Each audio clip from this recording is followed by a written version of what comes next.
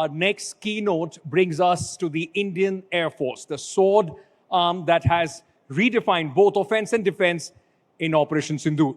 Please put your hands together and welcome the Vice Chief of Air Staff, Air Marshal Ndeshwar Tiwari, for a keynote address. First of all, it gives me a great pleasure to be here today. I must thank NDTV for a couple of reasons. One is, of course, giving me this platform to speak to you, to tell you essentially what the Air Force did in Op Sindoor. That will be one part of it. Equally importantly, that the tacit acknowledgement that Indian Air Force is the India's sword arm. And what we did in Op Sindoor was just probably, a little snapshot of what capability that the Air Force brings to this country. This is the first time after Op Sindoor that as an Air Force, we are speaking on a public forum. We have spoken about Op Sindoor before. Some briefings we have given, some restricted briefings have been done. But this is the first time we are talking of it in an open forum. So without much ado, just let me run through how things panned out. Sequence of events would be, I think most of you are very familiar, but some things that I would like to bring to your notice is when the dastardly attack in Pahalgam happened. Very next day, all the three services met in their own headquarters and started planning for possible options. The operational options were presented to a high-level team on 24th of April. And all the possible options for all the three services were discussed. And essentially, we target shortlisted and tactical planning commenced around 29th of April, waiting for the political go-ahead. We had shortlisted targets. Only the date and time was to be decided, which was finally decided on 5th of May. And as you are well aware, that 6th and night and 7th early morning is when we struck the targets. The higher directions which were given to us was essentially threefold. One is, the punitive action needs to be visual and visible. So that was a very important aspect. And of course, the right messaging needs to be sent across because that was essential to prevent future occurrence of such kind of incidents and accidents. The other important aspect which was, worked in favor of us, we have given complete operational freedom to plan any response to enemy actions. And of course, as a matter of abundant caution, we did plan to cater for escalation into a full-fledged conventional operations. It is very easy to start a war, but not easy enough to end it. And that was an important consideration to keep in mind so that our forces were activated, they were deployed, and they were ready for any eventuality that would have come about. So from the list of options presented, we had a large number of target sets. And finally, we boiled down to 9. Like it is given here, the 7 of them were given to the Army. I think we are all very familiar with it. 2 of them, which were much deeper, was given to the Air Force, the LET headquarters at Muridke and the Jaish-e-Mohammed headquarters at Bahawalpur.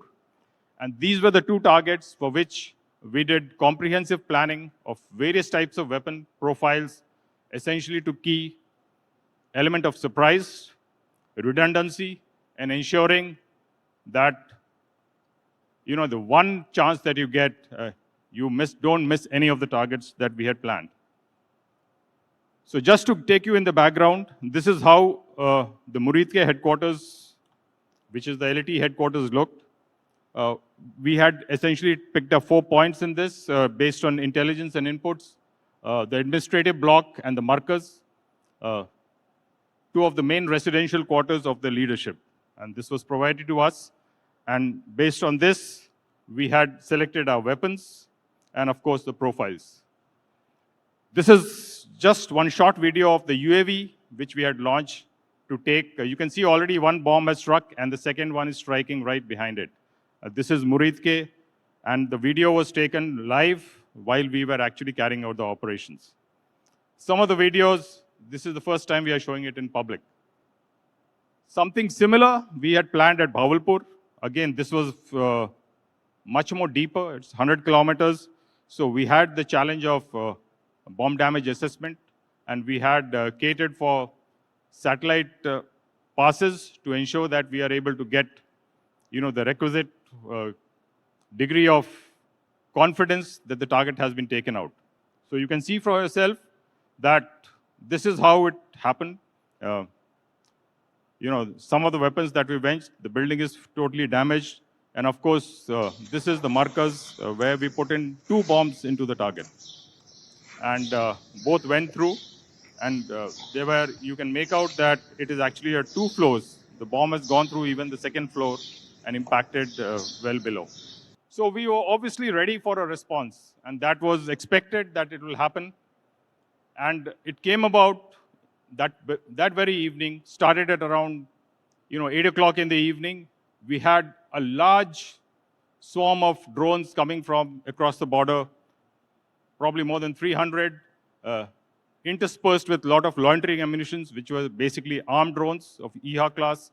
Our integrated air defense was able to take care of it, but we were very proportionate in our response, and it was very calibrated. We knew that this was not the main attack. Of course, we were able to take out quite a few radars. I'll show you some of the pictures. And this further incited him to take some additional response. So what we did, of course, we were able to successfully defend through our layered defense everything that they threw at us. And we had practically no damage on the ground. But we decided that we continue to respond and shape the battlefield, because we knew that the bigger attack was yet to come. And therefore, we decided to take out some more of the radars and their SAM systems. This is the Chunian radar. You can see, the entire radar head is damaged. Another one at Pasrur, and it actually put the fear of God in them. Of course, on 9th and 10th of night, we had the inkling and intelligence inputs that this is the day when the big attack is going to happen. So we had to respond. It was a very, very, intense aerial engagement. They had many aircrafts coming, starting from 8 o'clock in the evening till about 1:30 in the morning. From 2 o'clock onwards, we started hitting them at night. Practically, there were aircrafts with, their waves of aircraft had just about landed. We took out Chaklala, Rahwali, Rafiki, Rahim Yar Khan, Sakar, Murid, and Nayachor.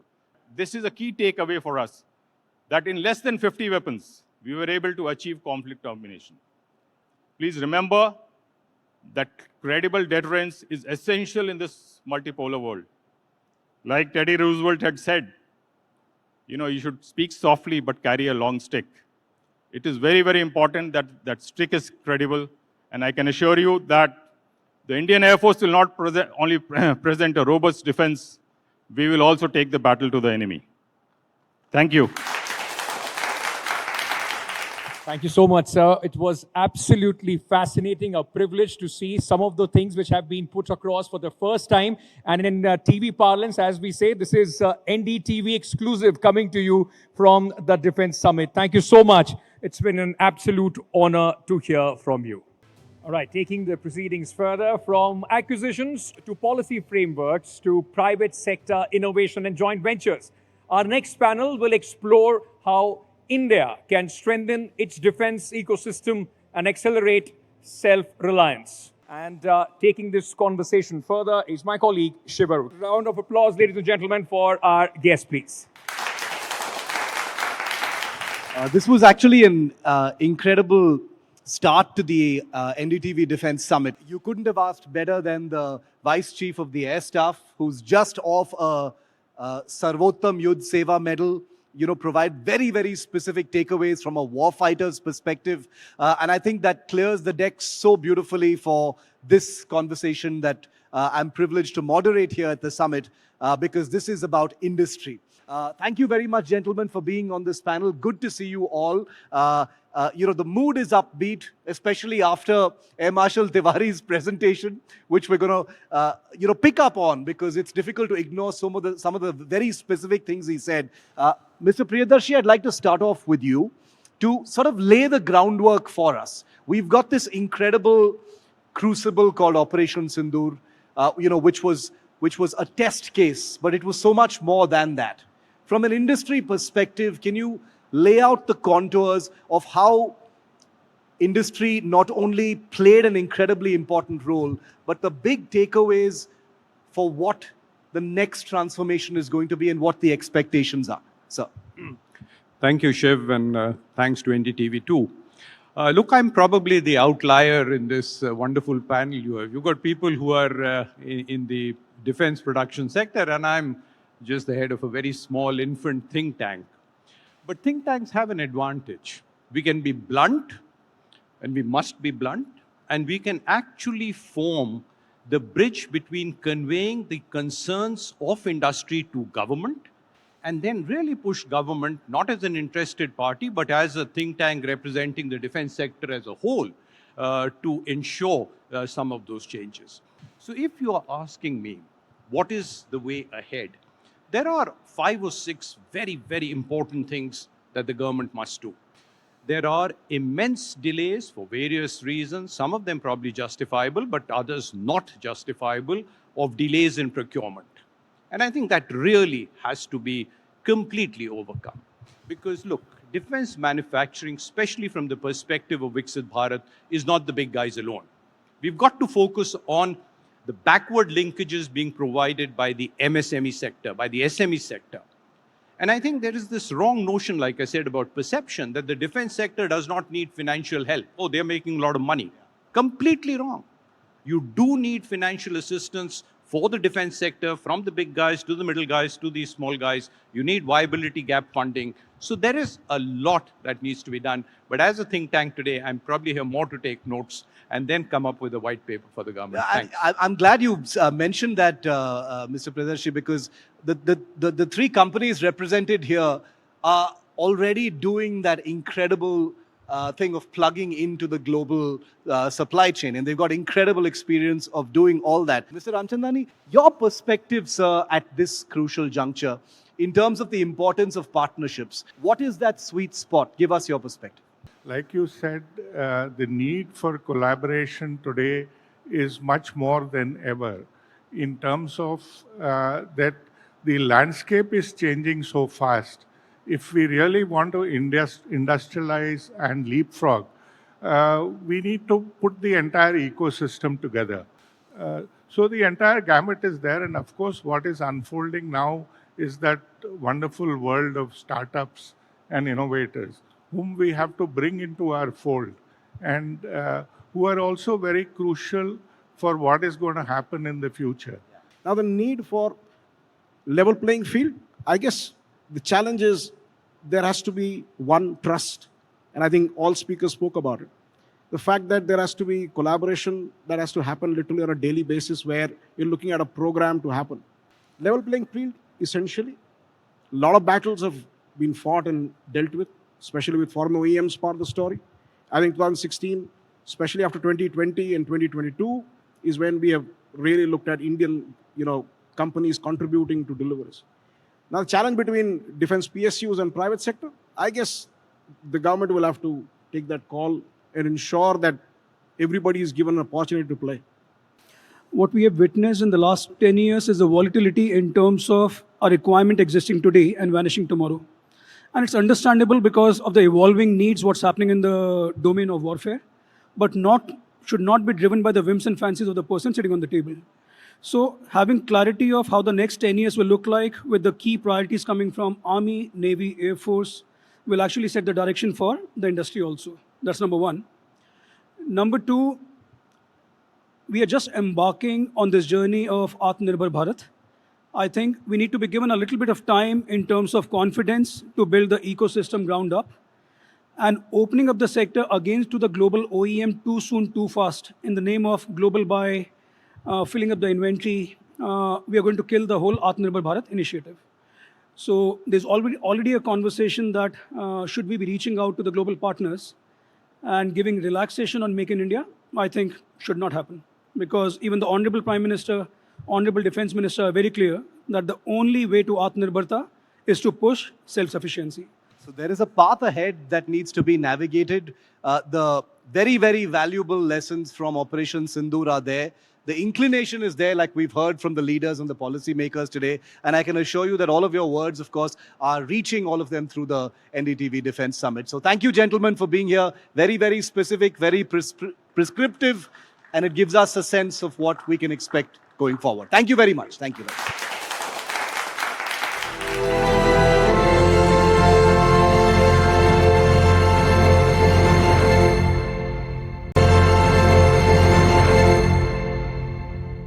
Please, ladies and gentlemen, put your hands together for Lieutenant General Prateek Sharma. I am really very happy and feeling proud to be here amongst you all to speak to you about the very vibrant topic, which is from restraint to response, and especially so in the backdrop of Operation Sindoor.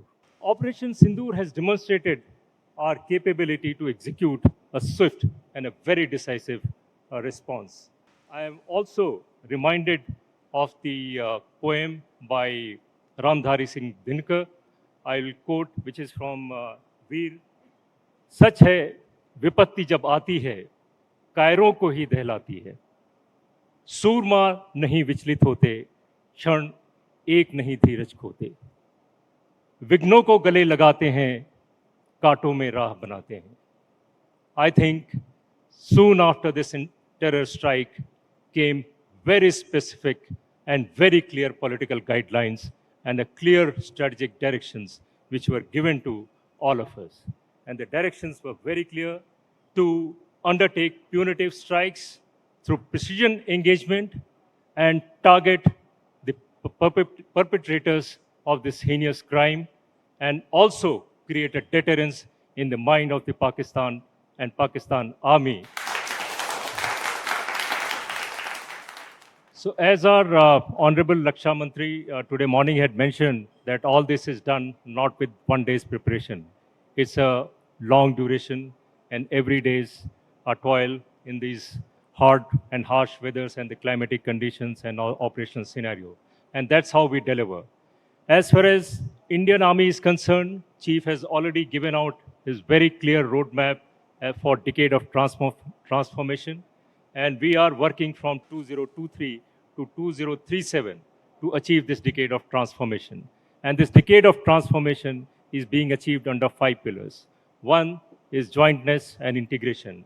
And I think in future, we are working towards it and more, I think the theaterization is the requirement of the day as far as the conduct of future warfare is concerned. The second is forced restructuring. And in forced restructuring, post-Op Sindoor, we have already started undertaking a whole lot of changes in the organization. Bhairo, Agniban, and even the All-Arms Brigade, which is coming up. These are the transformation which is being undertaken as far as the organization restructuring is concerned. Systems and processes are being addressed. We are also looking at modernization and technological infusion, and a whole lot of HR issues are also being addressed. And this entire decade of transformation over a period of 10 years, we look at 5 years of consolidation, and thereafter next 10 years of achieving the excellence, which is coinciding with our vision of our Prime Minister, which is of Viksit Bharat 2047. Lastly, if I have to highlight what are the takeaways and what are the lessons learned as far as the Operation Sindoor is concerned. First and foremost, I think we have established a new normal. And the new normal is related to this punitive strike with precision engagement is what we will do. The terror attacks will not be tolerated. The second is this superior tri-service synergy which we have been able to demonstrate as far as the entire planning and the execution is concerned. And I think with theaterization happening, we will achieve much better results in times to come when it comes to the conventional conflict. The third was related to the air defense and the EW aspects. And I think the vision of our Honorable Prime Minister, which was highlighted from the podium on 15th of August, Sudarshan Chakra, and the immediate demonstration of that capability achieved by DRDO of integrated air defense weapon system, which looks at integration of QRSAM, Vishwarats, and atomic and the energy weapons which are integrated to achieve that capability. I think that's a step in the right direction. The third is Atmanirbharta. I think that has been discussed quite in detail today during the course of discussions today.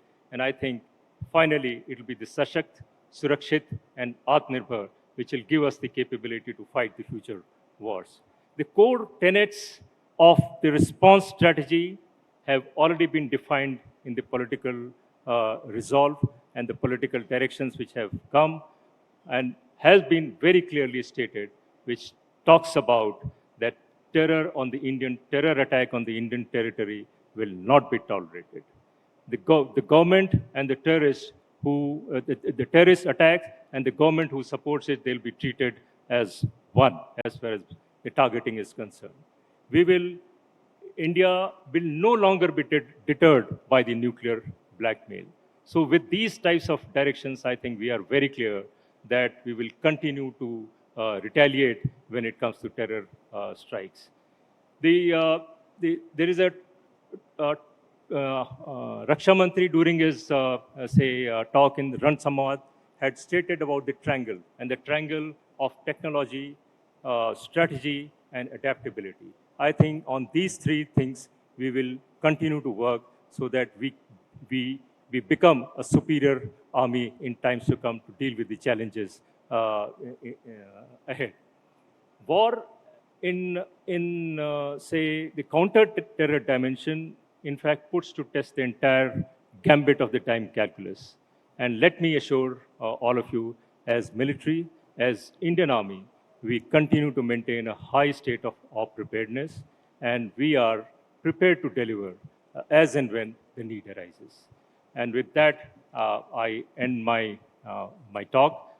Thank you so much, and Jai Hind.